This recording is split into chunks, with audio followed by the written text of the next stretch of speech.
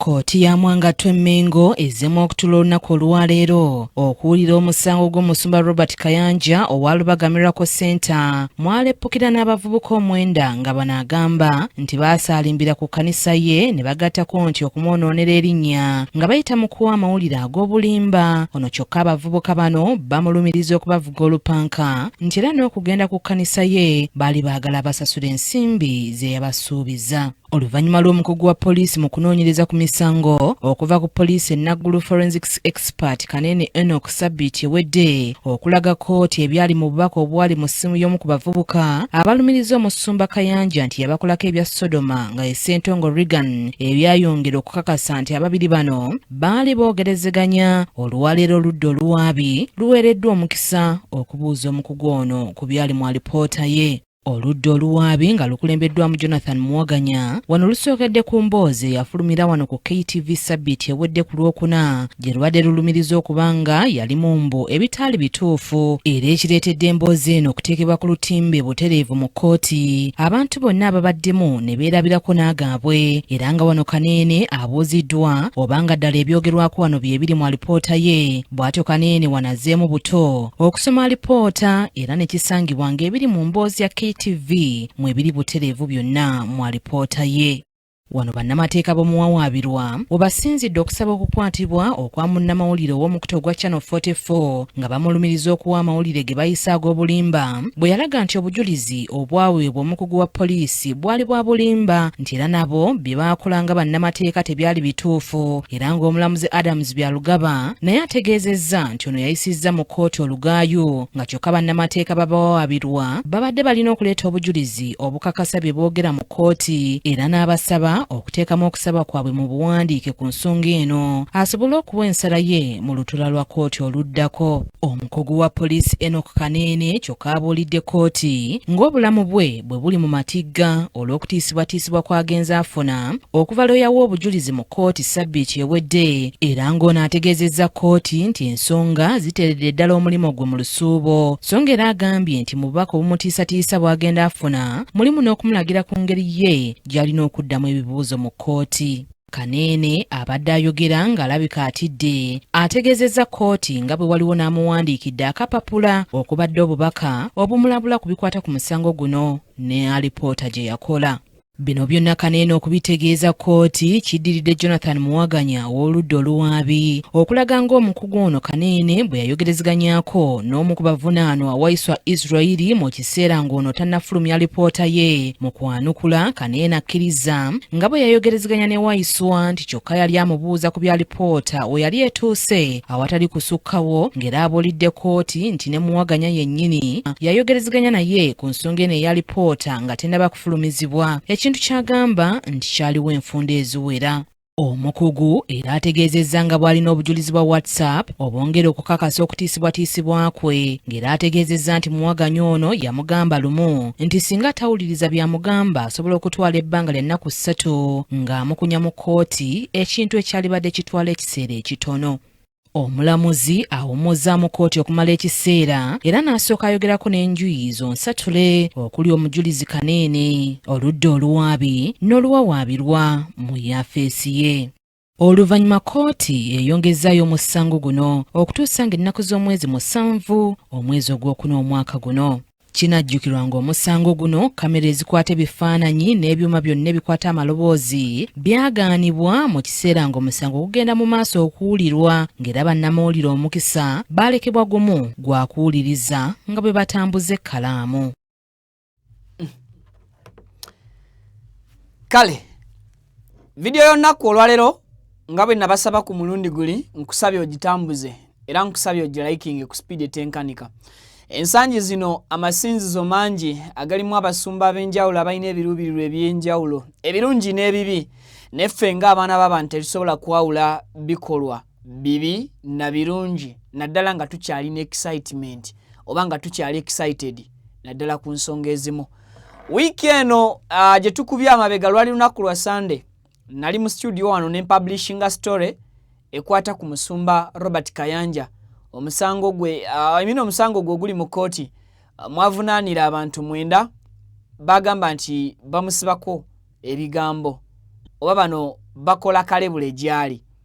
Okusinziira ku mawulire nga bwe twagakuwa ne tukuwa ne biki ebyali mu kkooti, kiki ekituufu ekyaliyo olunaku olwo kkooti lwetuula, era bingi byonna nabibategeeza. Now nafuna messages okuva mu bantu ab'enjawulo nga baŋŋamba Vicky ensonga z'olinyeemu nga nnene, nga baŋŋamba Vicky omusajja gw'oliko omumanyi, ne mbabuuza ani gwendiko era nsonga ki. Omulimu gwange gwakola mawulire and of course muli mpulira nti nkola ekimala okusobola okudelivaringa services zange eri mu abangoberera n'abandaba naddala abagoberera omukutu gwa Vicky Exclusive.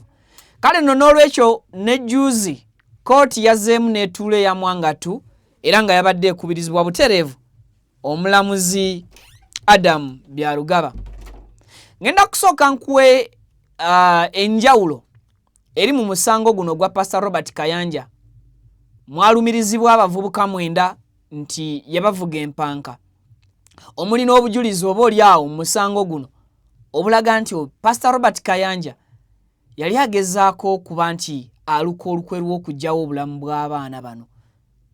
Kakati enjawulo eri mu misango gino esooka, omusango gwa Pastor Robert Kayanja oguli mu kooti.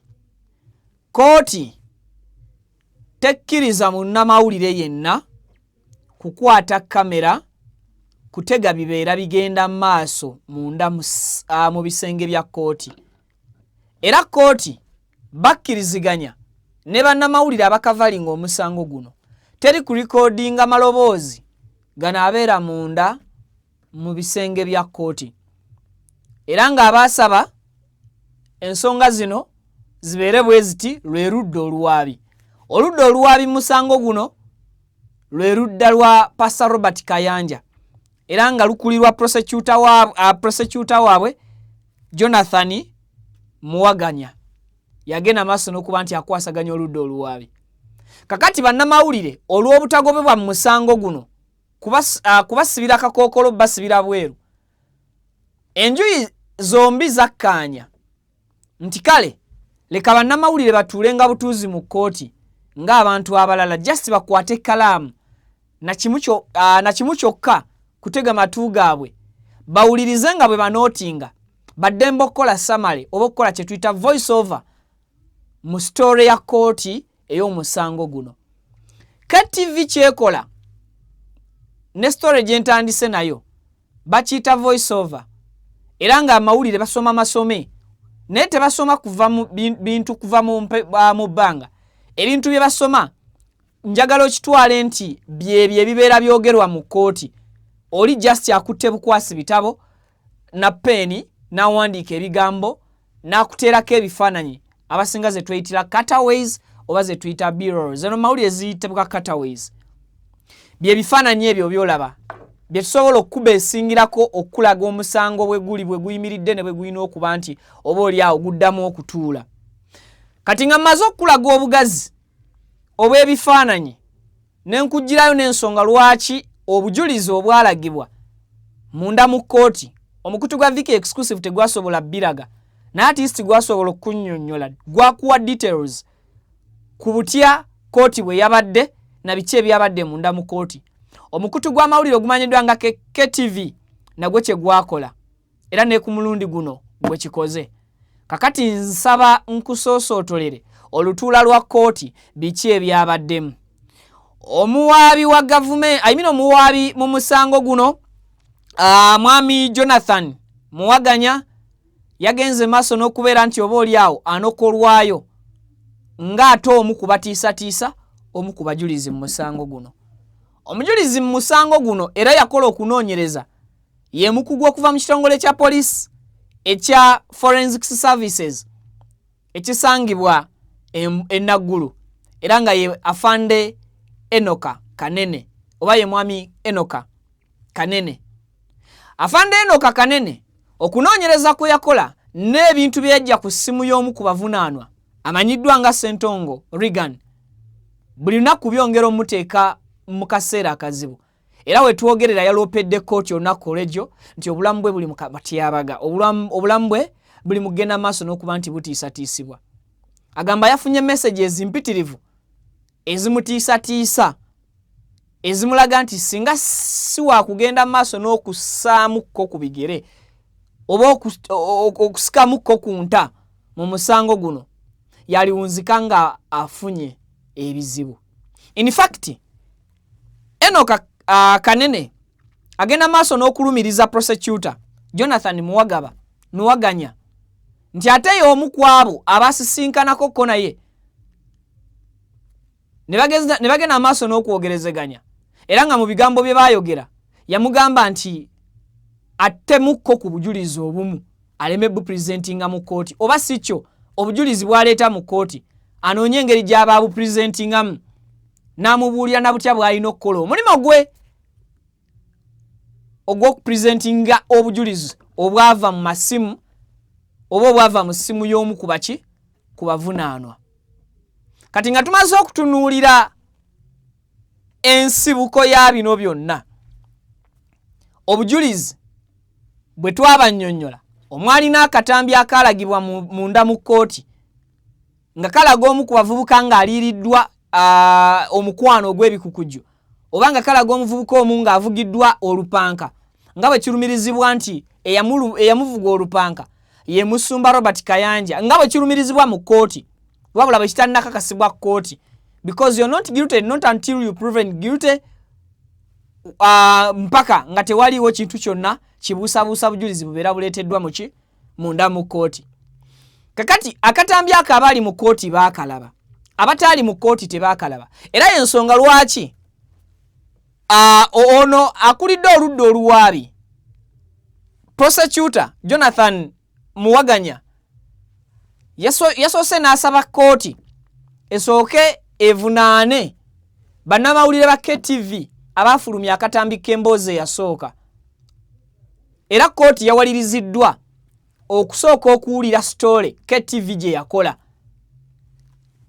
Omuwaabi akulidde oludda oluwaabi oba omuwaabi ku saidi ya Pastor Robert Kayanja agamba kkooti olunaku olw'ejjo nti ebimu ku ebyo ebyalagibwa mu mawulire oba ebyayogebwa mu mawulire tebiriimu mu bujulizi ate obwaleetebwa omujulizi omukugu okuva mu forensics service omwami Enoch Kanene.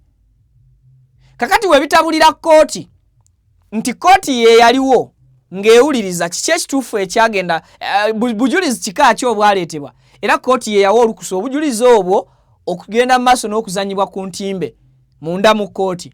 Kakati KTV bwe mala okufulumya story, prosecutor oba oludda oluwaabi oludda lwa Pastor Robert Kayanja luvaayo olw'olugamba nti ezo story ze mwafulumiza obujulizi bwe mwayogeddeko obwaleetebwa mu kkooti si butuufu, ng'omulamuzi alagira TV ng'eteekebwako era emboozi ya KTV, emboozi yennyini gye nabazannyira wano nga baddamu bagiteeka ku screen munda mu kkooti nga bagiwuliriza okumala eddakiika 4 ne seconds ezaagwamu.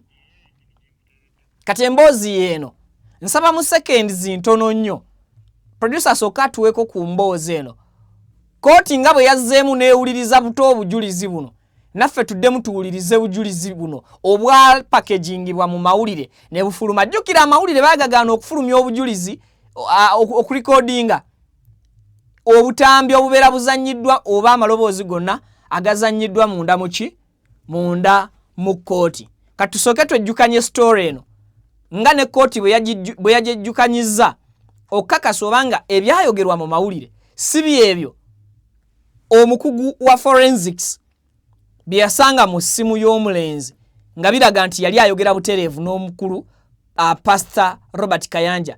Sigana nakiteekako nti yali ayogera butereevu n'omukulu Pastor Kayanja, but yali ayogera butereevu n'essimu ey'omuntu eri mu mannya ga Robert Kayanja. Kyokka nga n'omuntu ali mu musango guno abavunaana abantu bano omwenda ye Robert Kayanja. So kontereko story yo Pavin, tusoke tugiwulirize.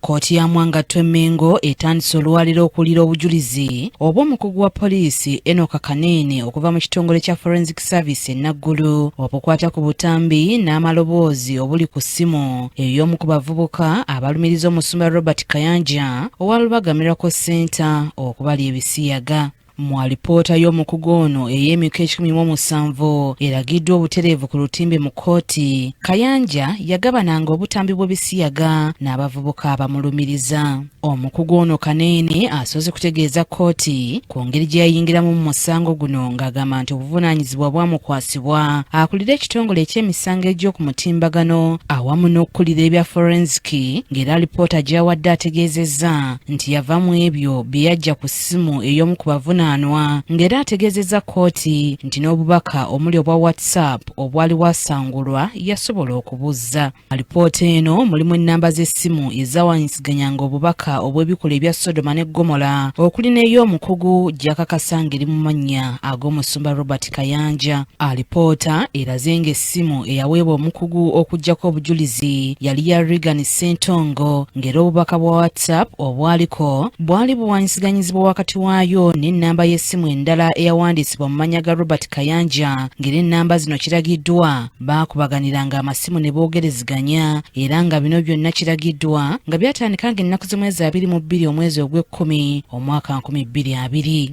Wano n'amaloboozi agaakwatibwa ag'essimu ezaakubwa gazannyiddwa mu kkooti. Mu bubaka bwa WhatsApp, Ssentongo Regan aweereza obubaka ku ssimu eri mu mannya ga Robert Kayanja ng'amubuulira ku ebyo ebyamutuukako mu mwaka gwa 2017. Kayanja nti bwe yamuyita okwegatta ku ttiimu ye Kabalye okutendekebwa bimale bigendemu okumuvuga olupanka awamu ne banne. Alipoota eraze nti Ssentongo Regan yategeeza nga muganda we Mayanja bwe yattibwa oluvannyuma lw'okwogera amazima ku bibakolebwako, era wano Ssentongo ne banne abalala abaali basigaddewo nga bagezaako okusaba omusumba Robert Kayanja ssente ze yabasuubiza, nti kyokka ate ono yatandika kubatiisatiisa nga bw'alina amagye era nti alina abanene mu State House, bw'atyo nti nga tewali gye bayinza kumuloopa. Alipoota eraze obubaka okuva ewa Ssentongo Regan nga bugamba nti alina obujulizi oba omusumba ono oba okubala ebisiyaga. Omukugu era asomye obubaka bwe yajja ku ssimu nga bugamba Ssentongo okuwandiika abantu be yayita gangs abasobola okusaanyaawo abo aboogera amazima.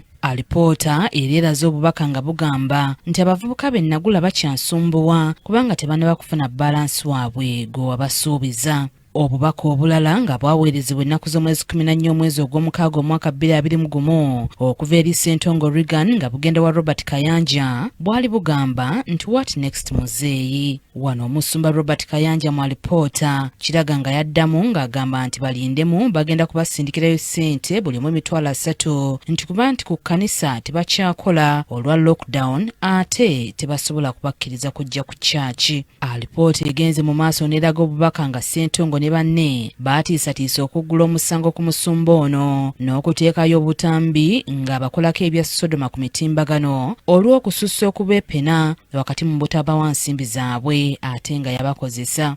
Wano kiraga ng'omusumba ono nga yaddamu obubaka ng'agamba nti bagenda kutegeka ku ssaawa 6 nti naye Katonda yajja okusalawo. Obubaka mu alipoota eno bulaze nga Ssentongo alemera ku musumba Robert Kayanja ng'abaana be yavuga olupanka bwe bali obubi ng'era beetaaga ssente, era nga bugamba nti nabo beetaaga okubeerako obulungi nga ye omusumba.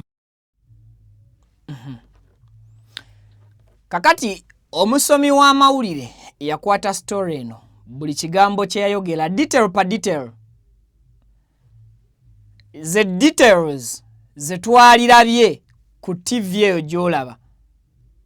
Era essaawa zino twalibadde tetunnyonnyola, twalibadde tubikka biwundu bya musaayi ebyabo abaali mu kkooti bye baalaba. Okusinziira ku muwala okusinziira ku byava mu kkooti ku lunaku olwo byalaga kyere nti amasimu agaakubibwanga phone calls, kubanga omukugu mukola forensics bwe yakwata essimu ya Regan Ssentongo omu ku bavunaanwa omwenda yakizuula nti essimu eno ye yakozesebwanga okwogerezeganya butereevu n'omuntu alumirizibwa nti ye yavuga empanka. That's why omuntu asoma eggulire akkaatiriza nti Robert Kayanja ye yali avuga ki? Ye yali avuga empanka. According ku report ey'omukugu okuva mu forensics omukulu Enoka Kanene, and ekisinga okusajjula embeera nti pastor omulamba mu mboozi eyazanyibwa ey'akatambi obubaka obwa WhatsApp mu kooti nga bulaga nti pastor yali akooye abo abamulumiriza, yali akooye abo abongera okumuteekako obujulizi obulaga nti yabavuga empanka. Era y'ensonga lwaki yakwataganamu nnyo n'omu ono amanyiddwa nga Ssentongo Reagan. Kati Ssentongo ono Reagan nga naye yakajja afiirwe muganda we Martin. Yafiirwa muganda we Martin, ndoza n'asigala nga communicatinga butereevu nani ne Kayanja Robert. Okusinziira sigenda kudiscussinga musango bwe gwina kutambula ne bwe gwali badde, nina ku reportinga biki ebyali mu musango because sikirizibwa gugenda mu bingi. Lwaki omusango guno Vic Exclusive agukomezaawo omulundi ogwokubiri is because mu mwezi ogwokuna omusango guno gugenda kusalwa. For all along abantu nga balinze biki ebigenda okuva mu musango guno, Pastor Kayanja agenda kulumirizibwa era omusango gunaamusinga nti yavuga empanka, yali ebisiyaga abaana, oba bigenda kuzuuka nga abaana bawaayiriza Pastor Kayanja nga baagala kumuttira linnya. Kakati ng'omwezi ogwokuna bagenda okusala omusango guno okuva mu mwaka gwa 2021 omusango guno we gwayingira kooti n'okutuusa essaawa za kakati nga kooti ezze etambula etuula enfunda eziwera.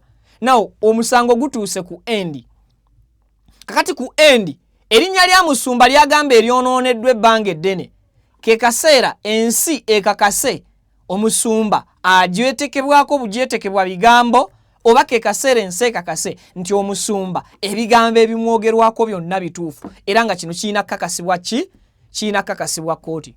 Kati ekisinga okubeera nga kimenya era kiruma singa omusango guno gunaasinga Pastor Kayanja mu kooti eya Mwangatu, kigenda kuba kikakasizza butereevu nti Omusumba omulamba yeekobaana mu kwagala okusaanyaawo obulamu bw'abantu abaali bamulumiriza okuba nti yabatuusaako ebikolwa ebya Sodome.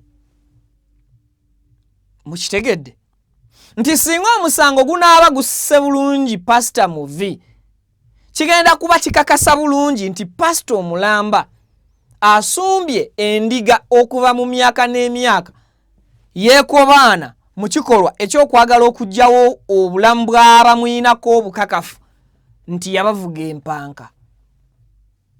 Kyakubiri, Pastor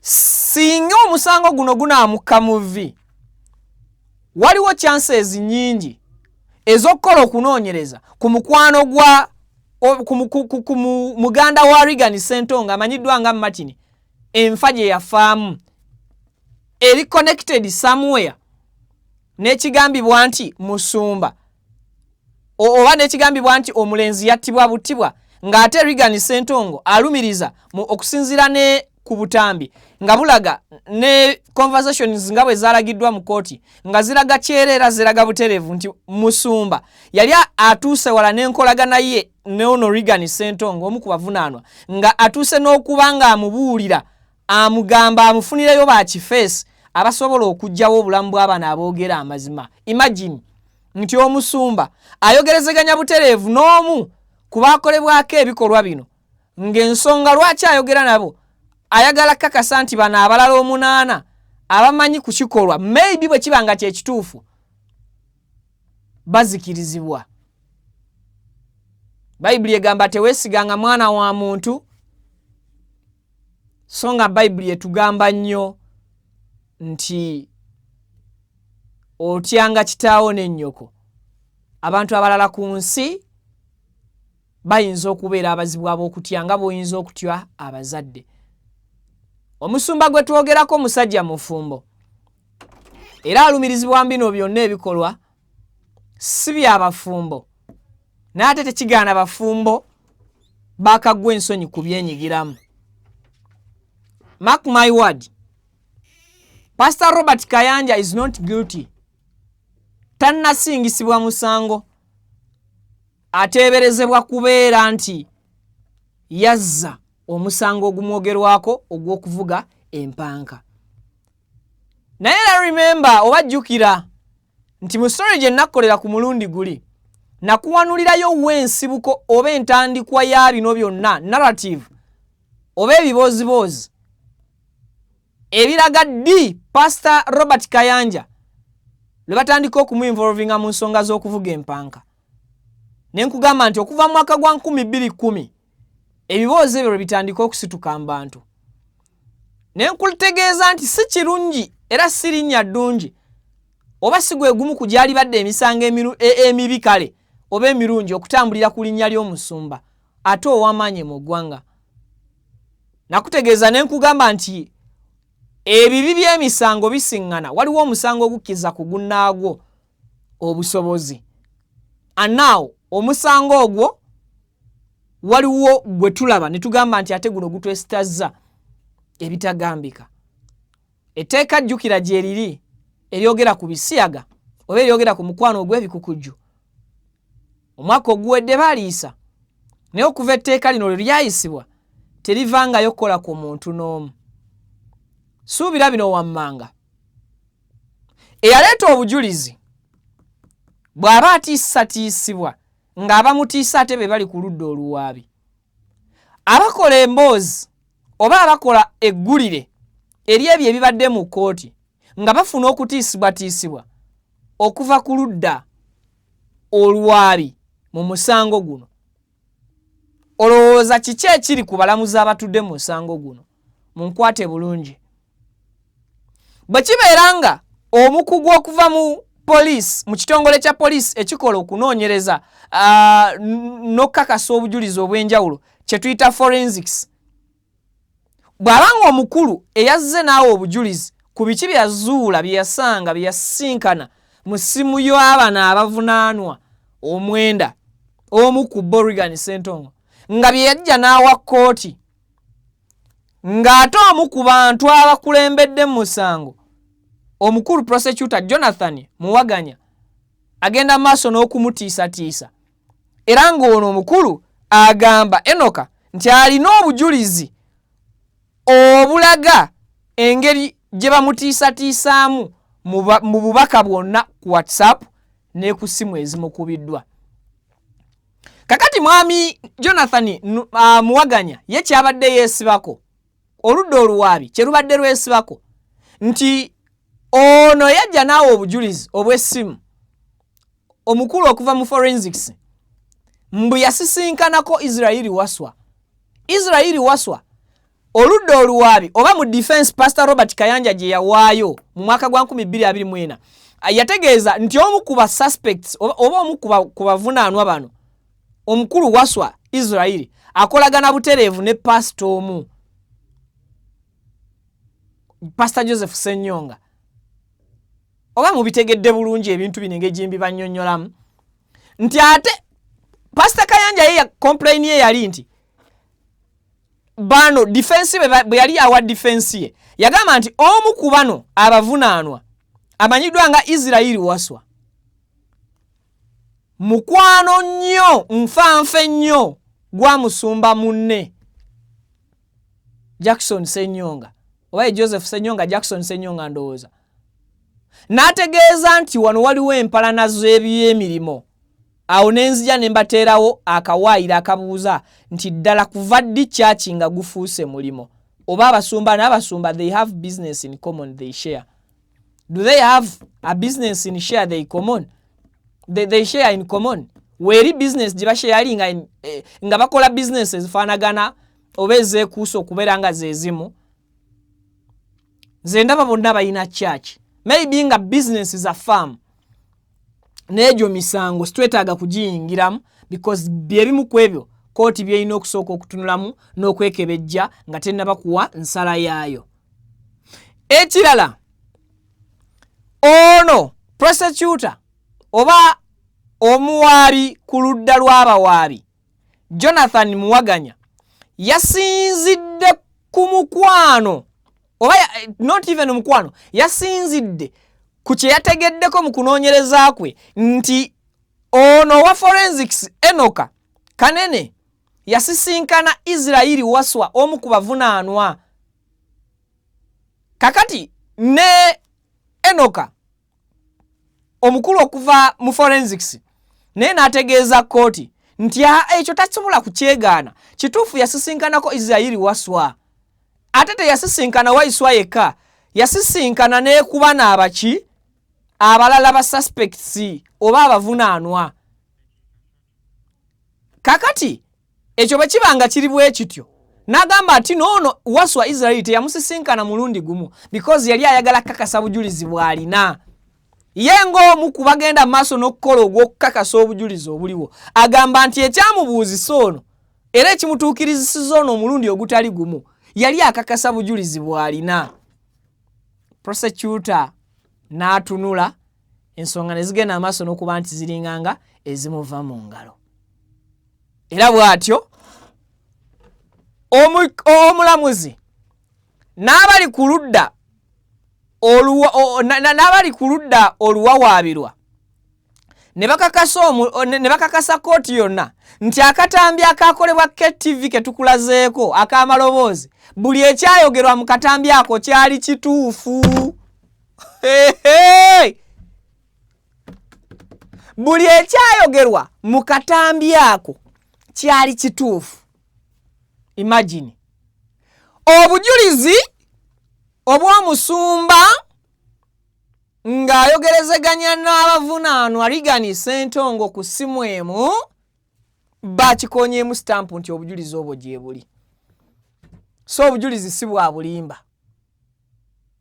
Kyakubiri, obujulizi obulaga nti musumba yali akuba essimu nga boogerezeganya butereevu ne Rigani Ssentongo era amaloboozi ne gazanyibwa mu kooti nga gakakasa bulungi nti amaloboozi ago ga musumba Robert Kayanja gakakasiddwa munda mu kooti.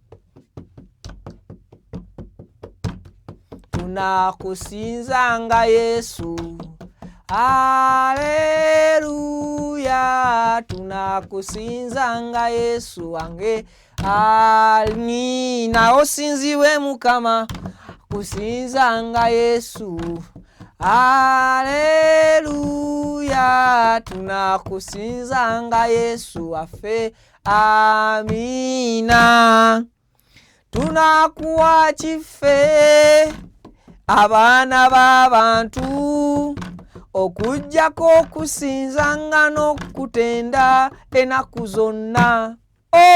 Osinzibwenga Mukama Katonda wange, osinzibwenga Mukama ennaku zonna. Omwoyo ayita mu kibiina n'omukono gwe oguwonya ng'akutte n'ekitala mu ngalo. Bannange mbayimbire kindeke ki? Obujulizi bulaga nti nandyagadde ne nnita mutande naye ate bye mpulira bintiisa. Gundi ojjanga n'osaba eno mu kkanisa tewali ttabu. Bantu bangi banoonya mirembe eyo naye mpulira ebizibu bisinga eyo. Nedda, nedda munnange tewali ttabu. Kati nsuubira ntya kujja mu kkanisa nga basoma mawulire abasumba abalya bisiyaga va ku bantu. Nze mbagamba Yesu atalya bisiyaga.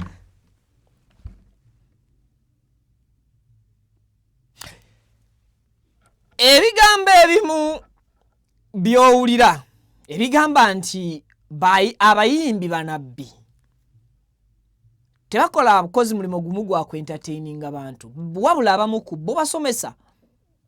Ebigambo bitwalenga nga biri serious. Zatalina ssente eyala bwe nzija yeeyo ne mungobesa ebinusu. Namuddamu n'agamba nti olaba omukazi omunaku ow'eppensa yawaayo okusinga abagagga. N'addamu n'agamba kati ate aloga mujja wamutte ng'ekkanisa gyakozesa ng'eddogo lye. Era omusumba n'addamu n'agamba nti ekkanisa ezimu funa akadde twogeremu ewange, entalo nnyingi zennwanye ezansobera, kati ate entalo nnyingi mba naddiini abange, entalo nnyingi zennwanye eno mu bulamu waffe, naye ate entalo nnyingi mu bannaddiini. Pasita agamba nti Israeli Waswa mukwano gwa Pasita Jackson Ssenyonga, entalo nnyingi zennwanye ezansobera, kati ate entalo nnyingi mba naddiini. Va ku bantu funa akadde twogereko ewange. Pasita Bugembe nkumiisinga mu biseera biri ng'otunyumiza ntyedde nnyo nga tuli mu kyalo ng'ewa neiba bali abantu ng'era mu ddiiro lyabwe waliwo ekinnya wansi, bw'okyalawo otuula n'ogwayo ne bakulya. Abange lwali lumu ne wafaayo omuntu, abaaye nabalabira ani agenda okuziika. Twatuuka mu lumbe ng'omulambo mu ddiiro mwe bagutadde, nga bakaaba mwe batudde, nga kyokka tewali agwayo. Abantu banyiiga beebuuza ani yalimba ekyalo, singa tetwagenda mu kuziika tetwalitegedde mazima. Kati bwe kityo bwe kiri ne mu masinzizo bwe kiriba.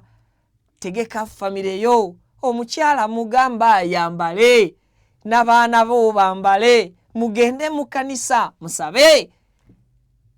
Singa tetwagenda mu kkooti tetwalitegedde biriyo.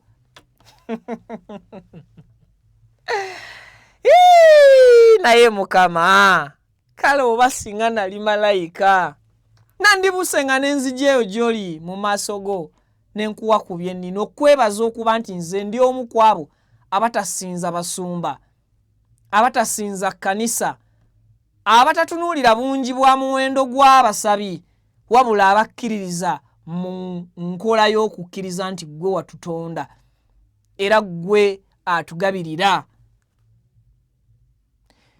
Mu Gwokuna omwezi gwe ogujja, leeta butereevu nnyo kaddata ku lunaku olwo, nja kubeerawo okujja okusunsulira eggulire, era mu kkooti nja kubeerayo okulaba kkooti egenda kusala etya omusango guno.